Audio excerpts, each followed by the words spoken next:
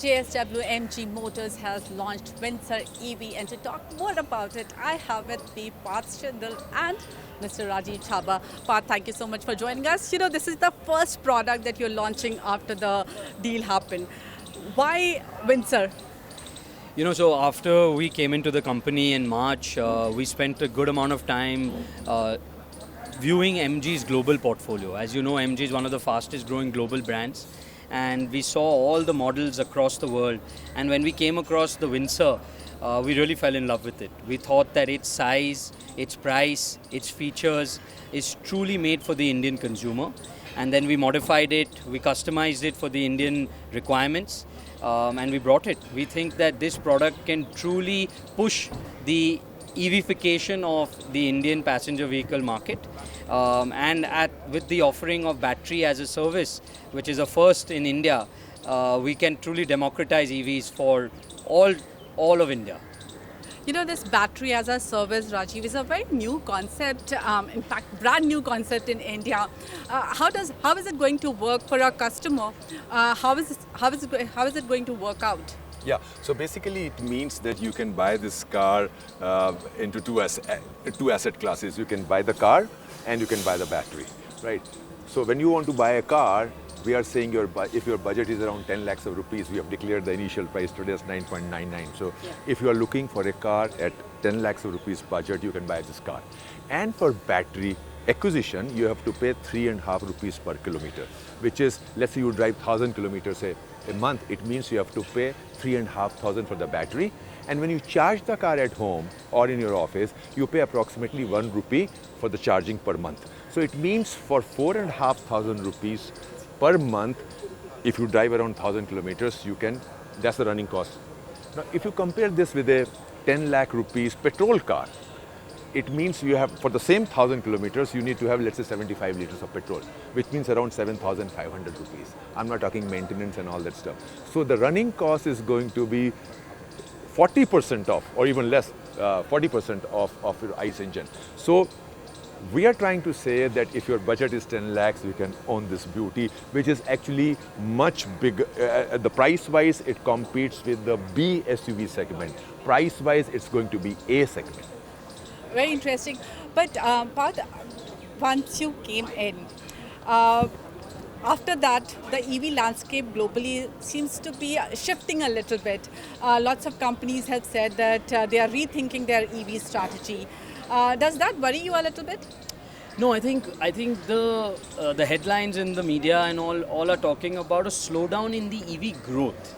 But EV is still growing far faster than the auto industry is growing. So if you look at evolved EV market like China, over the last 2 months, more than 50% of the new cars purchased in China were new energy vehicles, either plug-in hybrids or BEVs, battery electric vehicles. So I think it's all about evolution. It's all about the market maturing. But there is no doubt in my mind, there is no doubt in anyone's mind in MG that new energy vehicles is the future. And if you look at it from a country standpoint, there's no doubt in the government's mind as well. The fact that the GST on an EV is 5% and that on a regular car is 43 to 48% shows that the government too wants EVs to really penetrate in this country. Because if India truly wants to become Atmanirbhar, we need to stop importing oil. We need to bank on our great sun, our wind and our coal and generate more and more electricity and use that electricity to run our cars, to run our buses, to run our trucks. Why should we burn fuel? And so I think it's the auto industry, the onus is on us to bring in new models, to bring in new pricing mechanisms, to truly attract and delight the Indian consumer.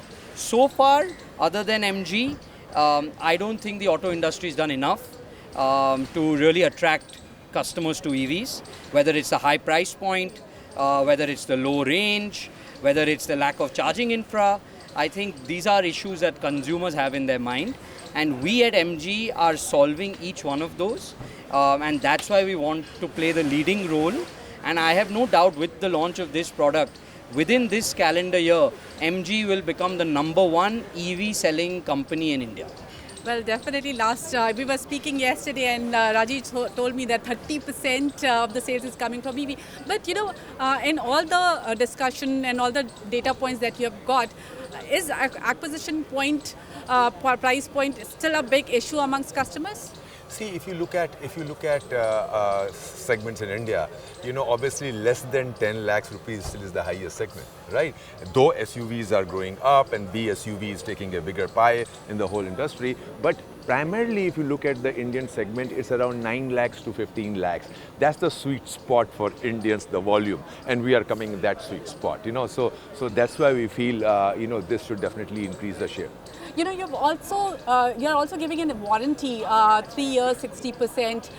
Tell us what's that strategy? So basically 2 points here we are talking about. Number one is people have lots of doubts on the life of the battery, where we are saying here we are giving lifetime warranty. We are the only one in this country to start with that. So as long as you're owning this car as a first owner, we are giving the lifetime warranty on this car. Second doubt in people's mind is that the residual value of EV is not as good as ICE.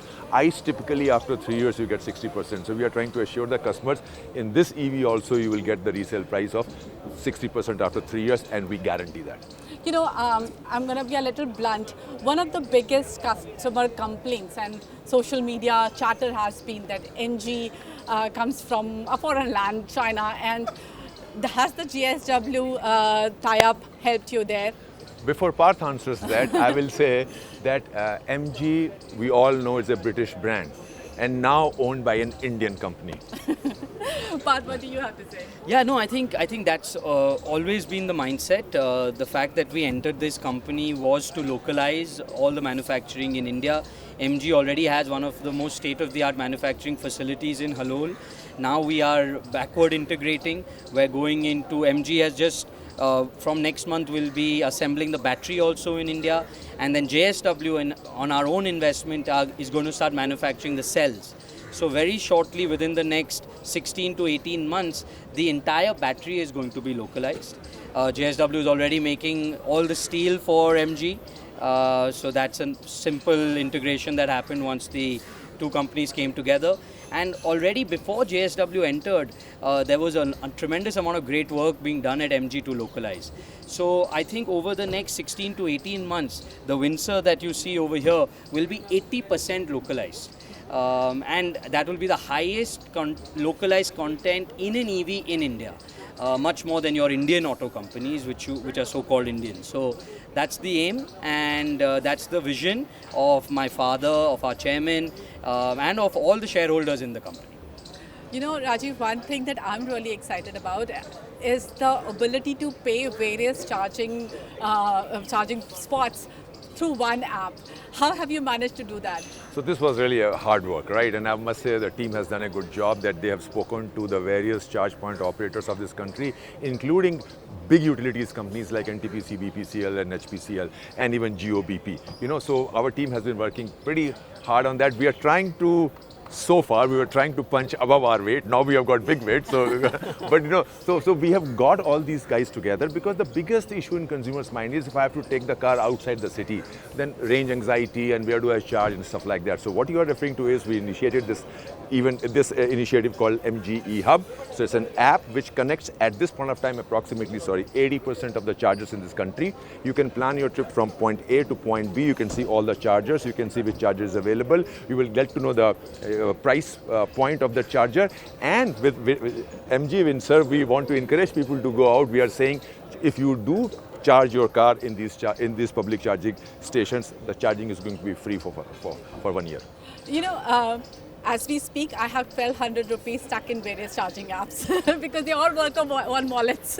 So now if you buy this car and do your charging, you don't have to pay anything because the bill will come to MG thanks to this app. So technology, what he has done is that you take the car, you don't have to pay. It's not that you pay and I reimburse you. We will pay directly and you don't have to pay. And how have you managed to give this facility of 1 year free charging? So basically it's to oversimplify the issue, we have talked to these chargers that when they can identify it's an MG Windsor when you go and charge the car through technology, right? They will get to know. It means you will charge it there and the bill will come to MG Motor India. and it will not come to the consumer for this first year. But this app and technology enables us in future, we can subsidize the electricity bill, we can do free campaigns, we can do sales promotion campaigns. This technology helps a lot. So we want to be true to our first pillar, which is technology and innovation. And Parth has been pushing us a lot in this area. So I think it should be good for consumers. Yeah. Parth, one last question because your team is eyeing me. But you are very positive about EVs. But MG and at the deal event, you had said that hybrid electric vehicles are also going to be very important for you in the going forward. Now, hybrids still attract a lot of tax, and the taxation increases even more because you pay tax on the motor and on the engine. What is your view on hybrids now? No, I think both mild hybrids and plug-in hybrids are very important for India as we transition to a truly EV future. I think these are the right products for the interim solution because as charging infra is developing in our country, but these products are very good. My view is that plug-in hybrids, which is a combination of a battery and an engine, is going to be a future. If you look at China, this is a very big segment of the market. More than 50% of their market is made up of battery electric vehicles and plug-in hybrids. So I think it will be in India as well, and we at MG want to bring this technology. Because if you look at the global auto majors and the global auto companies and global auto countries and their markets, China's is the most evolved in terms of new energy vehicles. And in China, plug-in hybrids is a very large segment of the market.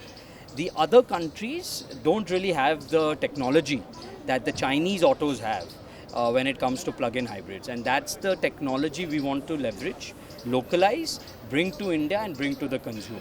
Now, are we asking the government to lower the tax on plug-in hybrids? Sure. We think that there is a big difference between mild hybrid and plug-in hybrid. We think a mild hybrid is just an incremental improvement on the engine technology, whereas a plug-in hybrid is basically when you're driving within the city, you're going to be driving on the battery because the battery will have almost about 100-kilometer range. And it's only when you do your long distance driving that the engine takes over. So that we are telling the government, we are explaining this to the government, and we're requesting them to look at a lower tax rate for plug-in hybrids. So far, it's not happened. Could it happen in the future? We hope so. But at the same time, what the government has told us very, very clearly is that the 5% GST on EVs will continue for the long haul because they truly want to bring EVs and make EVs mainstream.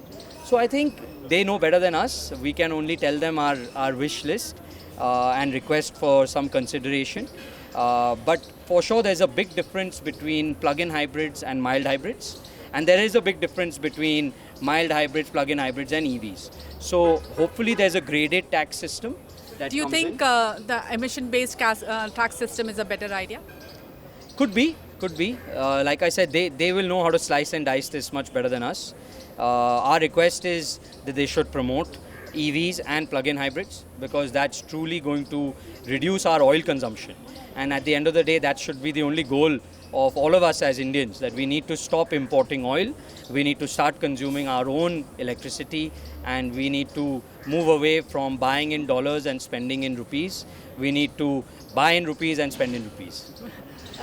Rajeev, last question to you. Do you think this 300 plus range is going to be a deterrent? Is that going to be something that consumers are going to be a little wary of? Because nowadays people have started getting range like 500 plus kilometers. Is that something you think is going to be a worry? And the second question to you is, with Windsor EV, what kind of growth are you expecting? So actually, to your first question, like in engines, you get 800cc engine to 5-liter engine.